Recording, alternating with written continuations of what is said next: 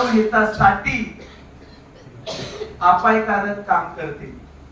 आणि त्यासाठी आपण काय केलंय, जर कोणाला वाटतंय की याच्यात वेगळे काही घटक आहे म्हणून याचे एवढे रिझल्ट आहे, कोणाला वाटतं याच्या स्टेरॉइड आहे म्हणून रिझल्ट आहे, तर त्यांच्यासाठी आपण काय केलंय, जर कोणाला असं जाणवतंय तर त्याला 8,000 रुपये खर्च आहे, 8,000 रुपये घ्यायचे आणि हे प्रोडक्ट लॅब मध्ये जाऊन टेस्ट करायचंय।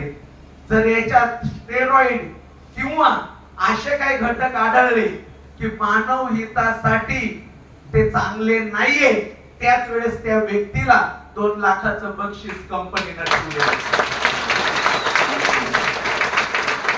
कारण मित्रांनो, रियांश सगळं करेल पण कधी पैशासाठी, कोणत्या मानव जातीसाठी रियांश खेळणार नाही यार, हे वादा राहिलंय।